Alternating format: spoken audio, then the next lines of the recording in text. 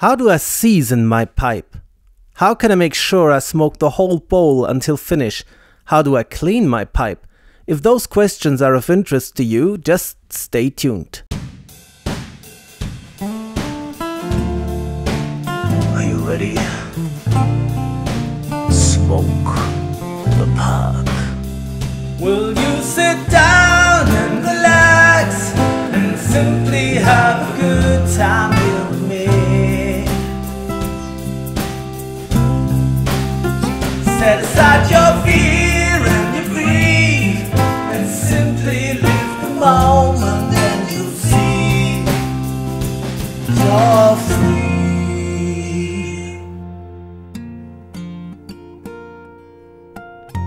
Hey guys, welcome to my channel. It's Saturday the 26th of October. It's midday and I'm recording a new episode of Strandkorbgedöns. And I'm glad to have you here with me. What are we talking about today? We're talking about a lot of stories and a lot of pipe myths that are going around, at least in Germany. I don't know how it is in the USA or in the United Kingdom or anywhere else in the world. And the first thing that I want to talk about is how to season a pipe. You know, there are different methods that people talk about, how to really initiate your pipe, how to smoke it when you smoke the very first time, and what to do different than when you're smoking it, let's say for the 10th time or something. To put it first, there's really nothing that you have to do at all. You just smoke your pipe the same way that you smoke it every time. That's just, put it in a nutshell, what I'm gonna tell you now. So you know, I've heard about methods where you put honey in your chamber to make it more, I don't know what, why would you do that? It will certainly make your pipe, it will ruin it, you know? If you put honey in your chamber, you will definitely ruin your pipe. It will get all sticky and all messed up. So what is the point in doing that? I have no idea. You know, there is this great fear that you might accidentally burn the wood of your pipe when smoking it too hot. This does not happen. Believe me, if it is a pipe that is made of briar wood, you have to do that on purpose. You will not do this accidentally. There's no chance doing that. I once did it, actually. I really tried to. You know, I did it on purpose. When I was about 18 years old, I had my, I don't know, it was probably the third pipe and I didn't really like it, and then it didn't work for me. And you know, I was 18 years old and I thought to myself, now come on, it doesn't work, this doesn't work for me. I got so angry and I said, I'm gonna destroy this thing now. You know, I don't know what went through my head when I was at that age, and I just had, you know, the idea, now I'm gonna see what can you take now. How far do I have to go until you burn, really? And what I did definitely burn for a few days was my tongue. That was really burned afterwards, because, you know, I put a lighter on it and I just drawed like crazy. I just like, I don't know, just tried to, you know, really get it hot. And I actually managed to burn a small area of the chamber and on the inside. It started to taste funny, and then I quit, and I realized I had done it, you know. But I did that nearly, I would say I did it on purpose, you know. I was like mad and at my pipe at that time, because I always burnt my tongue. I don't know what went through my head, really. And I said, now I'm gonna destroy this thing, and it really worked for me. But you know, you have to do it on purpose. There's no way you do it by accident. You would have to, you really overdo it. So there is no point in any way seasoning your pipe. The second thing that people always think is that you need that cake on the inside of the wood in the chamber. You know, a cake is like, you know, it's all the stuff that sticks to the wall of the chamber when you smoke your pipe regularly. You know, it's mostly carbon and ashes, and maybe not burned tobacco. And yeah, that cake can become a problem if you don't remove it regularly, because your chamber will get very narrow and you won't be able to burn a lot of tobacco in it. So you have to ream that from time to time. We're coming back to that later when we're talking about cleaning the pipe. But the cake is not really any kind of protection or something. You don't need this kind of protection. Maybe that if you have a thick cake, it's even harder to burn the briar wood of your pipe, but you don't really need that cake. And there's only one thing that I do when I smoke the pipe the very first time.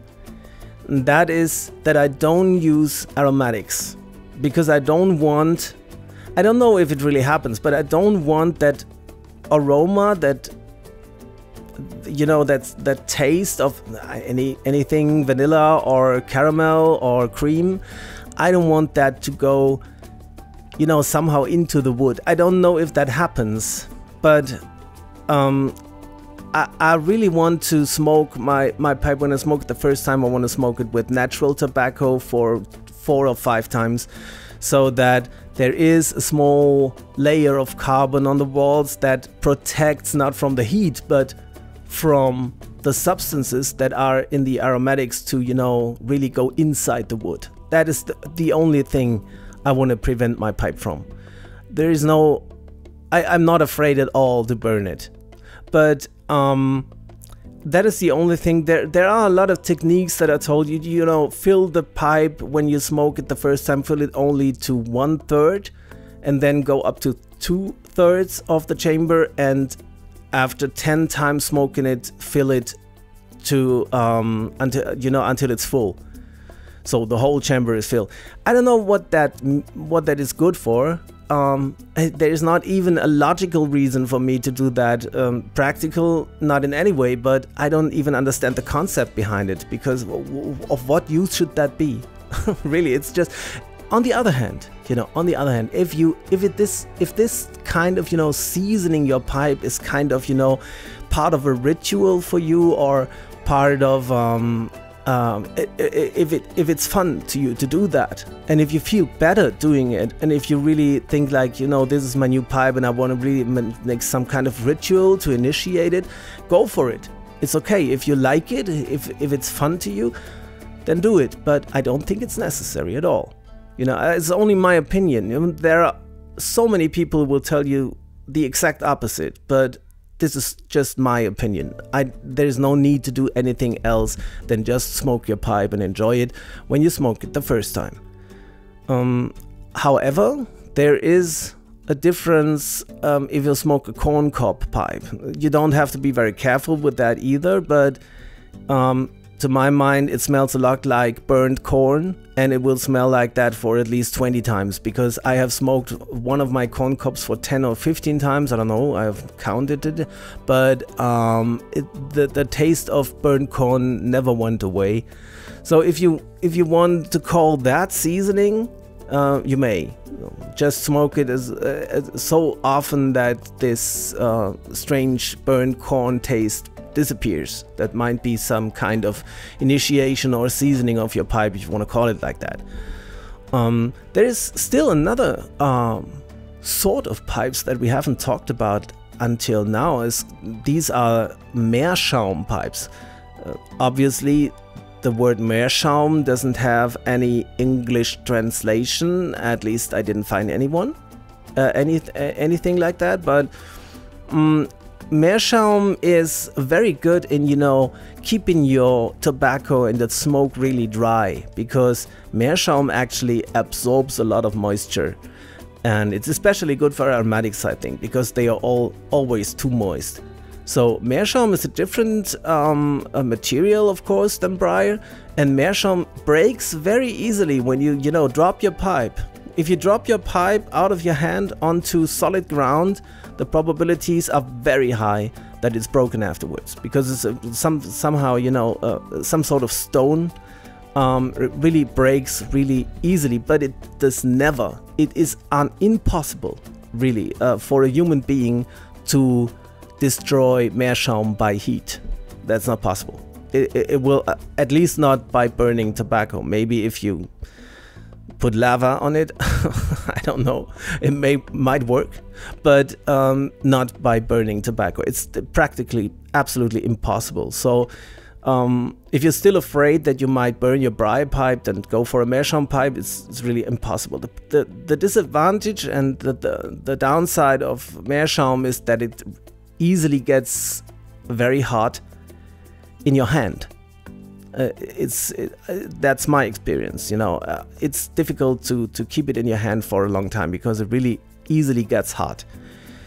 So, but let's come back to seasoning a pipe. Is there another rumor that I want to talk about? Another method that yeah, some people say that you should not clean your pipe the first 5 or 6 times smoking it. Really, I stick to that rule just because I'm lazy.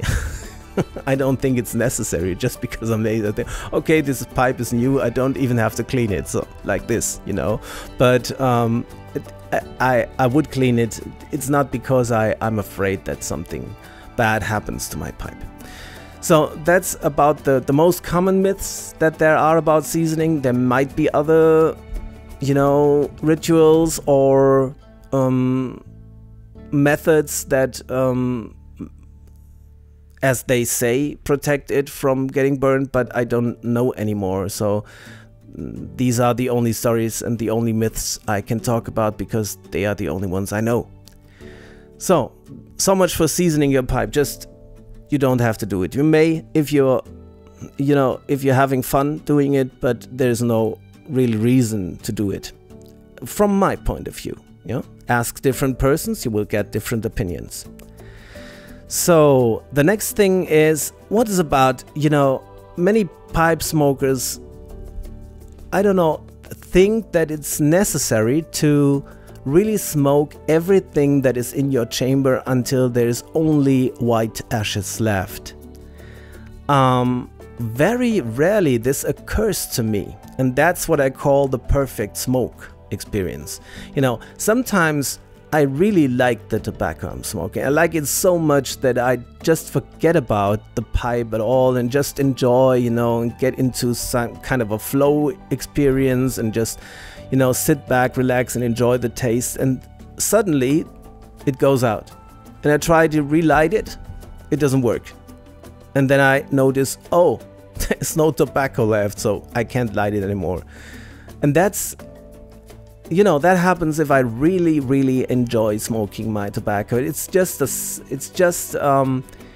sign for me really enjoying this kind of tobacco. It's just, this happens by accident. I don't do it on purpose, you know. I don't sit there and think, oh, I have to smoke the very least, you know, that it has to be empty. The chamber has to be empty. Because, you know, the last third, and as in smoking cigars, for example, if you smoke a cigar until the very end, it will get very harsh and very, you know, get some kind of a metallic and ashy flavor. You don't want that. And it's the same thing with the pipe. You know, all the stuff that comes through burning tobacco, that you, when you draw your smoke through all the tobacco that is in the chamber, the bottom of the chamber will not taste very delicious in most tobaccos, especially aromatics. To my experience, aromatics taste good in the first 10 or 15 minutes of the bowl, and then they turn really nasty. Yeah, I don't like the taste. Most of the aromatics, there are always exceptions to everything, but normally the first third is the best. The second third is still okay, and the last third doesn't taste any good anymore. That's for, in my experience, 80 to 90% of all tobaccos there are. If you have an English mixture that's full of latakia, the pronunciation is different in Germany, sorry. If you have a mixture that contains a lot of latakia, you might be lucky in this respect. It's far more probable that you smoke the bowl until finish when there is latakia in it. I don't know why, because the taste of English mixtures really doesn't vary very much through the course of the chamber. But Virginias, even Burleys, especially aromatics and flakes, they really turn nasty in the last third. So there's no point in doing that. You know, you're doing this not to, you know, to achieve a goal or something. You're smoking a pipe because you want to enjoy it. You want to have a good time and relax. There's no point in, you know, pushing yourself to do anything that you don't like. So why should you smoke this last third? Well, what is the concept behind it? Some people say it's not good for the pipe if you don't smoke it until the end, because the cake might be different on the top of the and on the bottom of the chamber. What problem is this? This is not really a problem, because when you're reaming the pipe, you get rid of the cake anyway. So who cares if it is thicker on the top of the chamber than at the bottom? Who cares? You may care about it, but it doesn't really. It's of no disadvantage to you at all. So just, you know, smoke, and if you think, oh, the taste worsens and it's not as good anymore as it was at the beginning, then just get rid of the thing that is in your chamber and light a new pipe. So the tobacco is not that expensive, at least not in Germany. I don't know how expensive pipe tobacco is in the USA or in Great Britain. It's far more expensive than in Germany, I think. But I think it's still cheaper than smoking cigars, for example, or even cigarettes. Cigarettes are probably the most expensive way that you can consume tobacco. I'm not sure about it, but I think that it's the most expensive way. Pipe smoking is still quite cheap, I think, compared to other forms of consuming tobacco. But you don't. So I think it's not worth. You know, it's not worth the time and pushing yourself. How expensive can that be? That little piece of tobacco that you leave, you know, it's not that expensive. It's not worth it. And you know, don't forget, smoking is not a healthy thing. It's really bad for your health. It's really toxic. So when you're doing it, at least enjoy it, please. Don't do something that you don't even enjoy and that is additionally not good for your health in any way. That doesn't make any sense. A friend of mine said, we as pipe smokers and cigar smokers, or we as smokers, have the right to do only things that we really enjoy and to pick, you know, the most delicious tobaccos out there and discard anything that is not perfect. And I think there's something true about this. I keep it that way. No, I don't smoke any pipe tobacco that is not perfect for me. I just give it away because I don't want to, you know, spend my time with something that is harmful and is not even fun.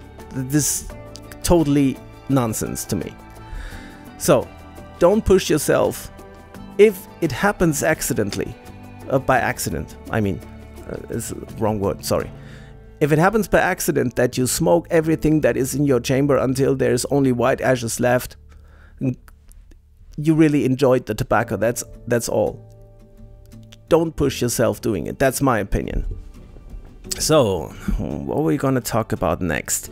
The next thing is, yeah, there is a rumor that you should never twist off your mouthpiece while the pipe is still hot or warm. Well, when your pipe gets warm, the wood expands a little bit.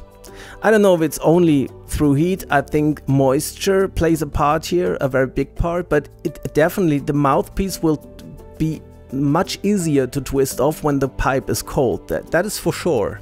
I've made this experience in a reliable way time after time. But it's not the warmth that destroys the mouthpiece. If there is something that can destroy your mouthpiece, then it is brutal force. You know, if you really twist it off, although it sticks really tight in there, and if you use force to twist it off, you might break your mouthpiece, because your mouthpiece is made of acrylics, and acrylics are not that difficult to break. So if it's made of the other material that I don't know the word for, you probably know what I'm talking about, the old material and the material that Dunhill still uses, it will not break that easily. It will rather, you know, be deformed, like, I don't know the word for it. It will change its form, but it will not break that easily. However, I think it's still, you should never use force when you're smoking your pipe, or when you're cleaning your pipe, or when you're handling your pipe in any way. Never use force in any way. That is the thing that I wanna recommend to you. Don't use force whatever you do. So if you try to twist off the mouthpiece, even if it's cold and it sticks really tight in there, rather don't do it, because you might break it, of course. Because you used force, not because it's warm. It doesn't break more easily when it's warm, but it breaks if it's stuck and you twist it off by force. I said that several times now. I don't want to repeat myself so many times, so that's probably all I have to say about that. So the next question is, how do I clean my pipe? That is a question that is frequently asked, and that's really not well, that's not easy to answer, because it depends on how much fun that is to you, and on how clean you want your pipes when you're smoking it on your own. You know, if you go out and meet other people and you're planning to use to smoke your pipe with other people or other pipe smokers, for me, I tend to, really clean those pipes before I go meet other people, because I don't want to disgust other people. You know, they should see a nice, clean and fresh pipe.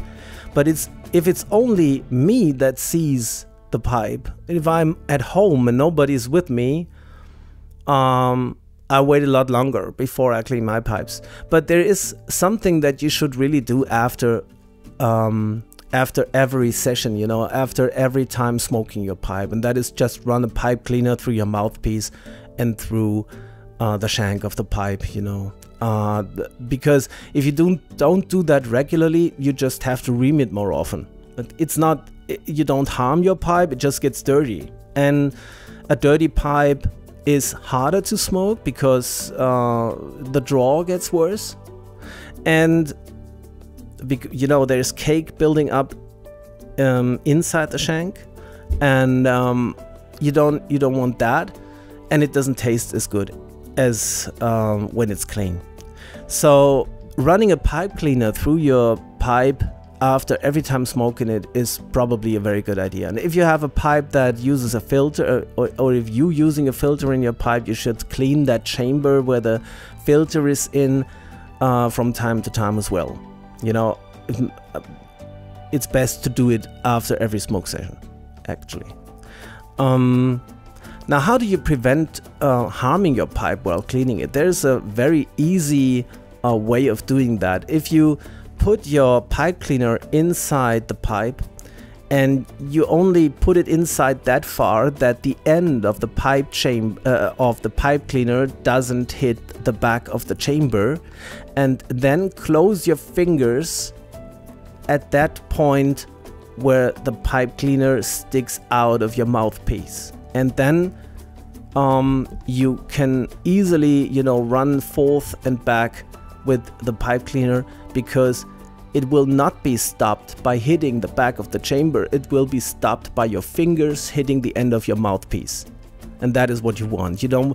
It's no problem if you hit the chamber once with the pipe cleaner. You can even hit it 20 or 30 times. It won't really harm your pipe. But if you do it regularly over many months, every day, it will probably hurt. It will probably leave a small hole in the back of your chamber. You don't want that.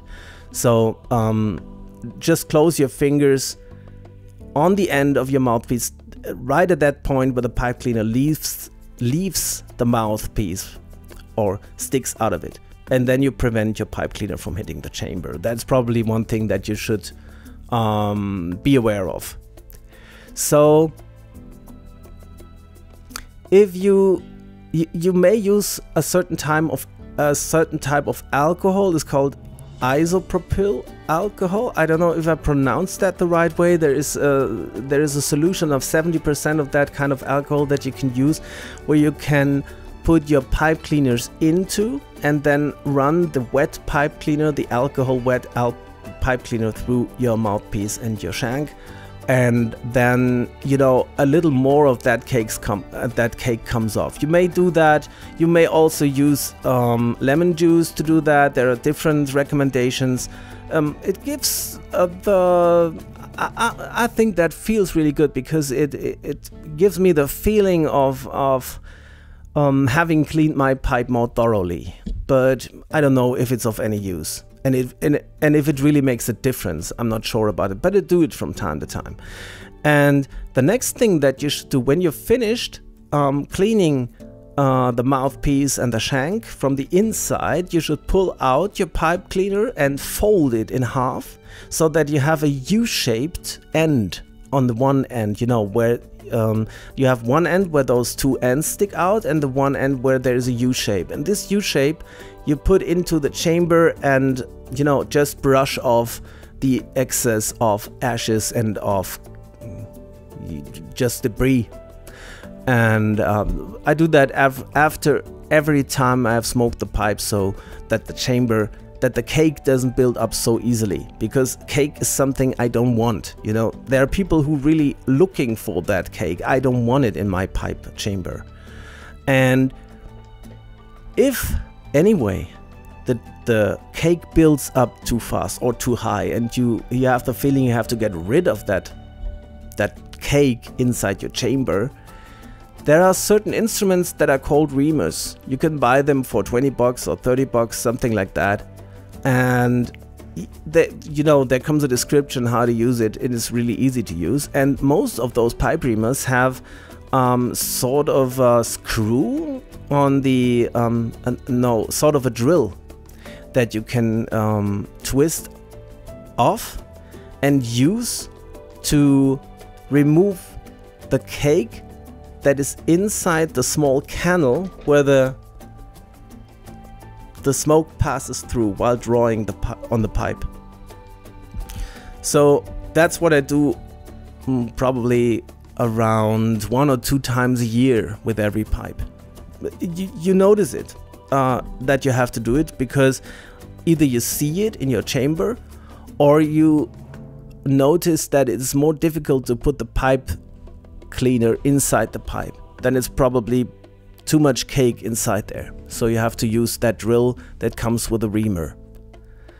And the outside of the pipe, well, the most difficult to clean is the top of how do I describe this? It's even in German. It's difficult to describe this point. It's where the chamber ends on the top. You know, on the top of the pipe you have this cake not only inside the chamber but on the top of the pipe. And to get rid of this, there is a way that really works for me. You may just, you know, use a soft cloth and wipe it off, but it will take a very, very long time. Unless you put skincare cream onto the top of the pipe. You know, that is is it called cream? No, it's cream is something different. I have to look that word up. I don't know what it means. No, actually cream is the right word. That's correct. If you put a thick layer of skincare cream on that area and leave it there for 15 minutes or so, you can easily wipe off the cake that has built there.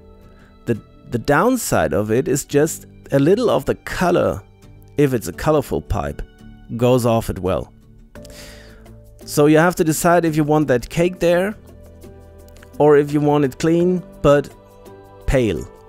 Yeah, some kind of pale. It will turn pale, even especially if you do that several times in a row or several times over a longer period of time. It will get pale as time passes. But I prefer it being pale instead of all nasty and dirty. So you can do it the way you like it. And that's about cleaning the pipes, all I have to say about it. The next thing is, there are no more myths that I want to talk about right now, because there might be more, but these are the most frequently asked questions that I hear.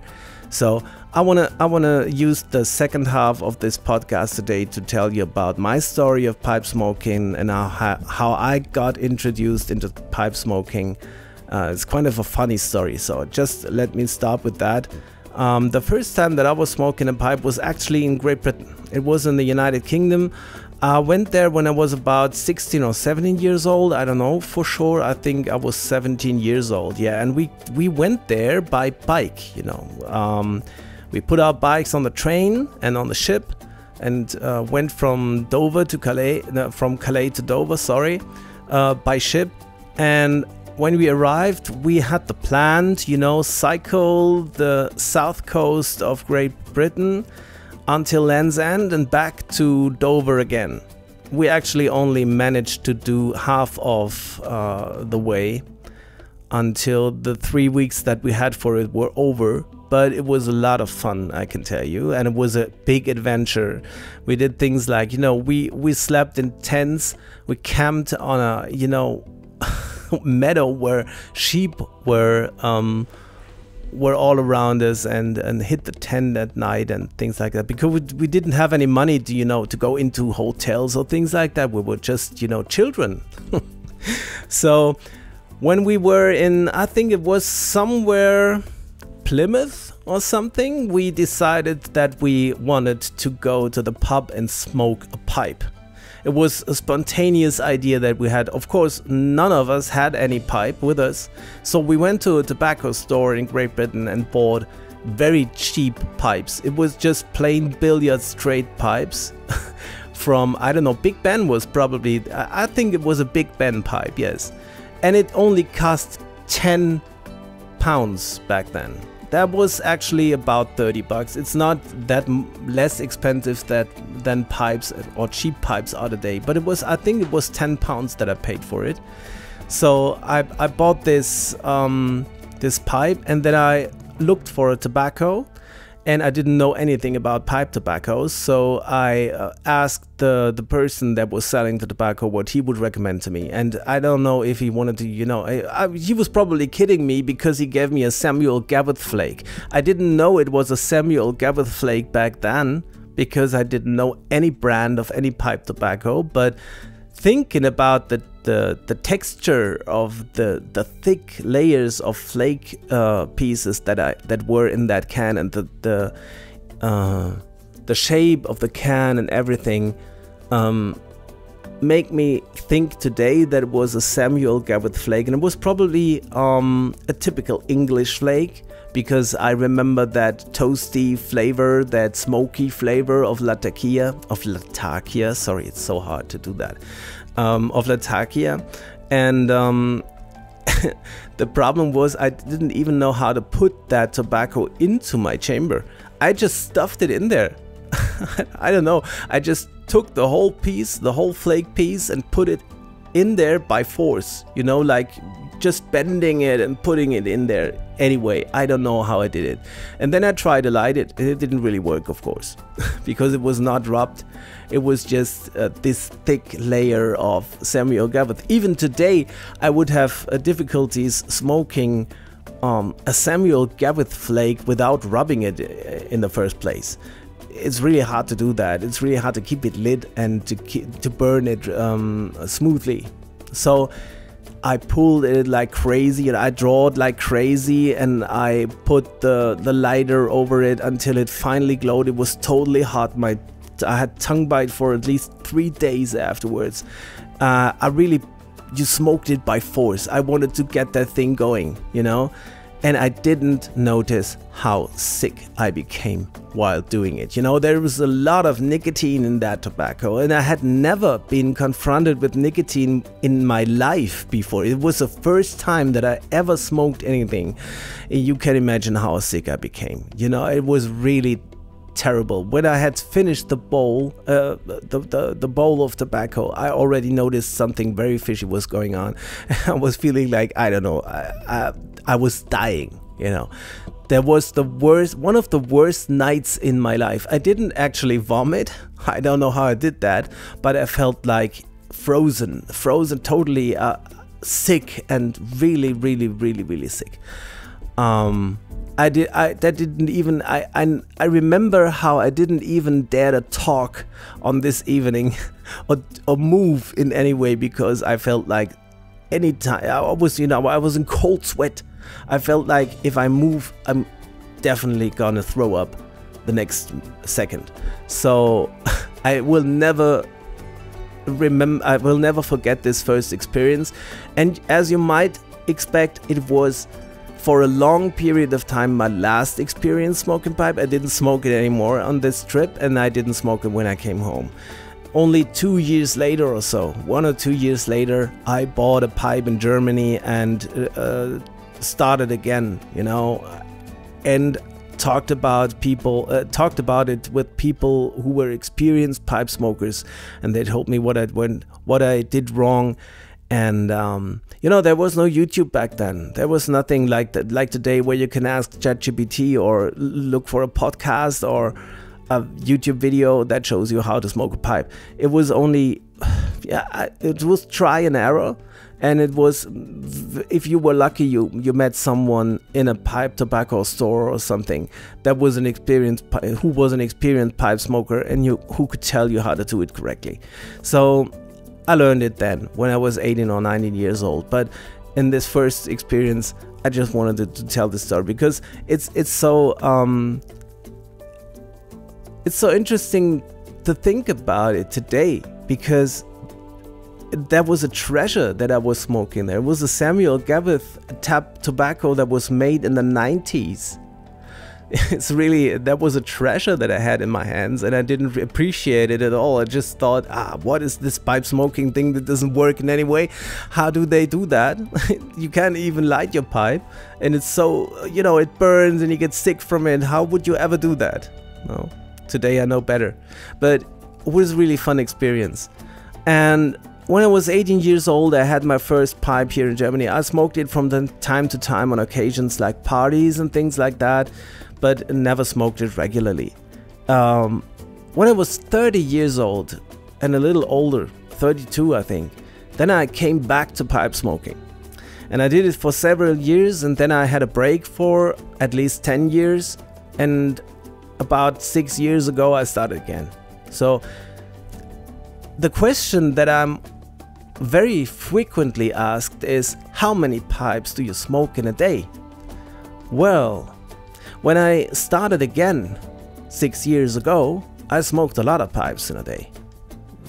I think 5 pipes a day was quite normal at that time, because I was really, you know, I was on fire with this thing. I was so happy to have come back to pipe smoking that I was totally crazy about it, and smoked 3 pipes at least in a day. But as time went by, I noticed that if you smoke so many pipes in a day, the second or third, at least the third pipe that you smoke in a day doesn't taste as good as when you smoked your first pipe in a day, because somehow the experience gets a little dull.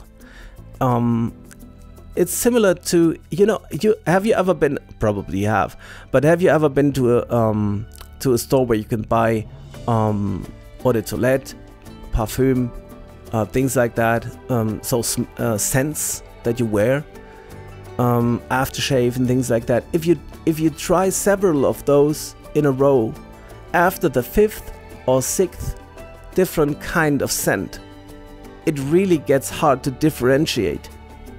It all smells the same after a while.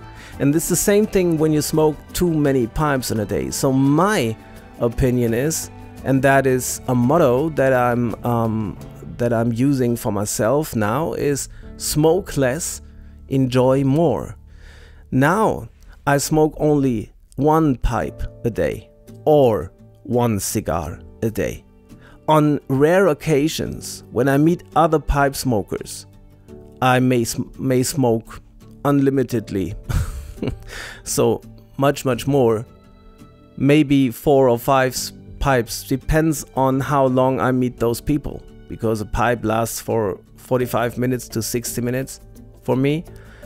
So if I spend a whole day with other pipe smokers, for example, on a place where they sell pipes, you know, if you meet other people there for several hours or even a whole day, it might happen that I smoke 4 or 5 pipes a day now. But I've really come to the conclusion that for me it's best to only smoke 1 pipe a day or 1 cigar a day, because in this case I can really fully enjoy the richness and the taste of the smoke. Yeah. In other cases, if I smoke too much, it all tastes the same. I can not differentiate anymore. It might be still fun, but it's not the same as the first pipe in a day. So, if you ask me, I would recommend to you, smoke less, enjoy more. So, is there anything else I can tell you today? Probably not. That's all I have to say about these topics. And I hope you enjoyed listening to me, even though sometimes I'm looking for the right word and it doesn't come to my mind and I have to look it up and things like that, because it's not that easy to talk such a long time without anyone answering for me in English. I hope it is enjoyable to you anyway. And I hope you're having a wonderful time, and I wish for you that everything that you wish for yourself comes true for you. And I wish you that perfect smoke experience as often as possible. And I am already looking forward to recording the next episode of Strandkorbgedöns for you in English. But it's not gonna be about pipe smoking anymore. I have said anything that I can say about pipe smoking, I think. Maybe there is the one or the other thing that comes to my mind. I will let you know. But for the moment, I think the topic pipe smoking is done on this channel in English, and I'm gonna talk about cigars next time. So if you're looking for new opinions and new perspectives on cigar smoking, well, come to my channel on the next episode. Until then, have a good time. Bye.